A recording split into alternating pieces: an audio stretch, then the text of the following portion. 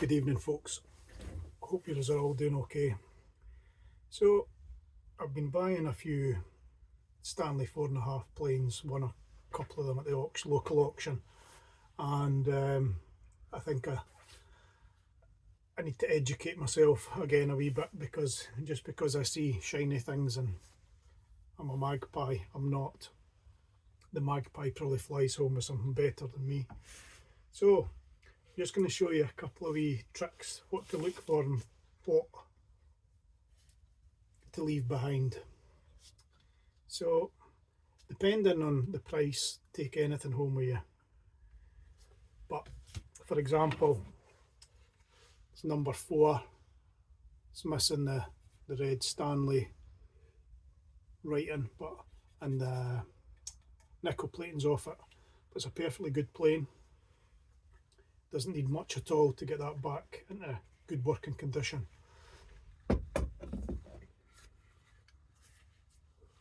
Same with this 4.5. It's in a really good plane, good length of blade. Will last for a wee while.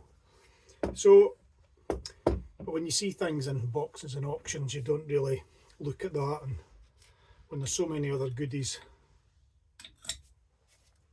So, for example, this is a number 4. It's got a nice lever cap with a reddy orange Stanley background. But note the length of the blade.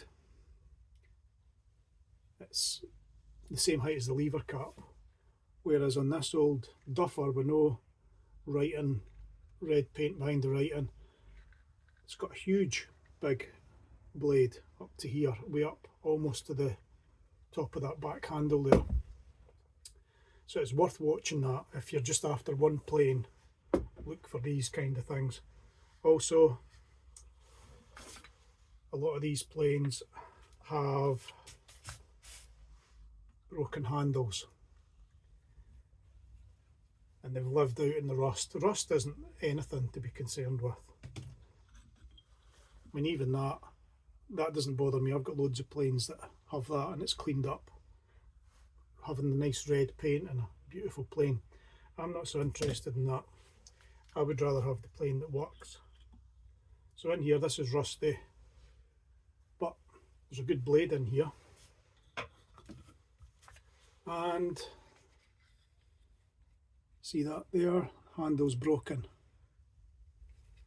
But if you needed to, you could plane that off, make a straight part and glue another piece on. And a friend of mine in America who has the same affliction with these old tools as I do, he buys up old rosewood marking gauges and he uses that timber to glue against that and to make any broken parts on the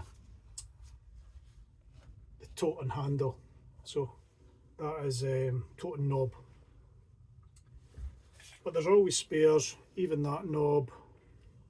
This brass is all gone in here. I think I paid £3 for this at the car boot, just for the handles alone, for that front handle and that blade.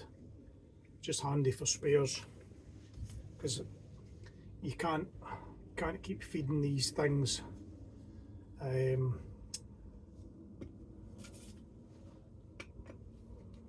bits and pieces, because you end up with no stuff left, no spares left. So, and you often find on these they've got kind of mishmash. For example, that is a Bakelite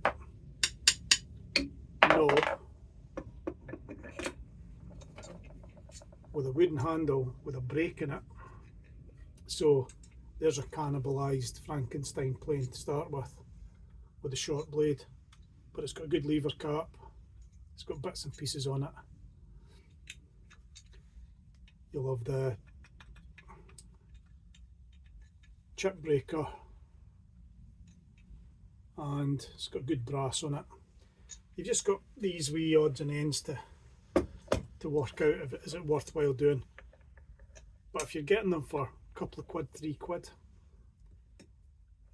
if you can get one really good plane out of 2 or 3, and it's cost you less than a tenner for the few planes, and you end up with some spares. It's still a very good deal. Same with these 4.5s. Now, I have I like Stanley planes that are made in the USA, and they're not necessarily any better than ones that are made in England, but I just like it made in the USA. I think it's a wee bit different around here. But this one here, this caught my eye because it said, not that one, this one. This caught my eye because it said made in the USA, and I thought that's something good. The wood on it, it's exceptional. This knob here, I'm going to take this off, show you.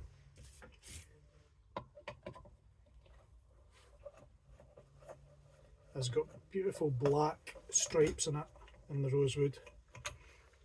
Don't know if you can see that, these veins. But it's a very bonny bit of wood, very nice. But this plane kind of duped me because it had the made in the USA, and oh, that's good, be old, and it is. It's got no bad wee lever cap. The orange paint's kind of long since disintegrated a bit, but it's still there. The nickel's gone, last remnants here flaking away. But again, look at the blade, no blade, so that's a bit of a anticlimax when you thought the thing was so good. Drop that there, and this blade would have been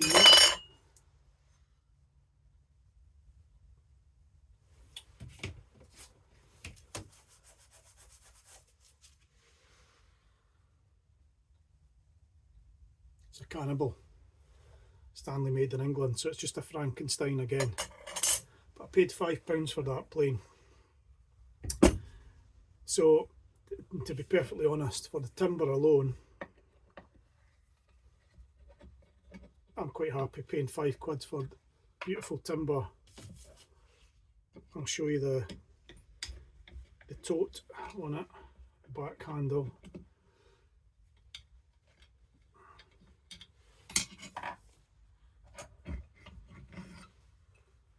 It's got beautiful wood on it as well. Don't know if you can see that grain, but it's very striking. So for that alone, I'm fine with paying £5. Some brass on there, and other bits and pieces for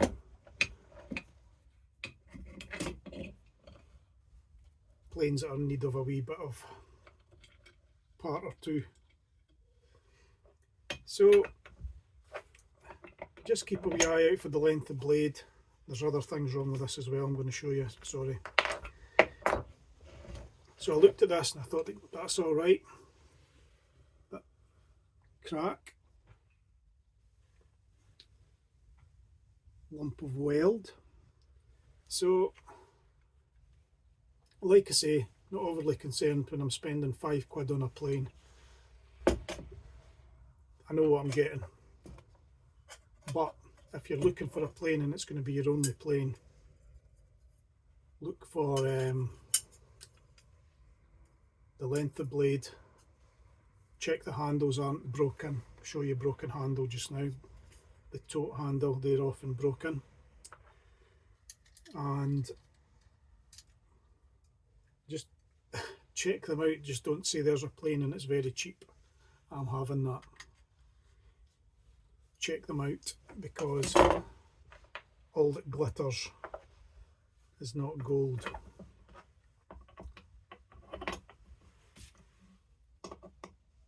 But if you buy a few, you will make a plane out of them, and there'll be a few spare bits and pieces for others that are in need of a wee bit of attention.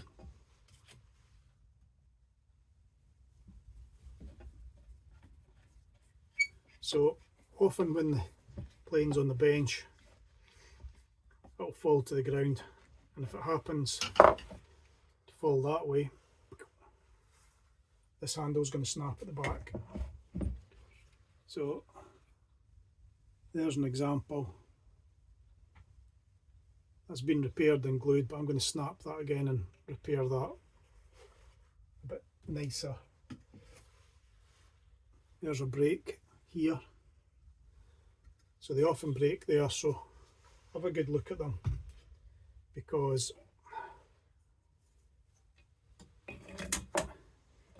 if you're spending decent money on one, make sure all these things are intact, because if you were spending 15-20 quid on that and it had a broken handle and a short blade, I wouldn't be entertaining that at that price. So anyway, that is a big long blather about some old nasty rusty broken planes. Cheers folks.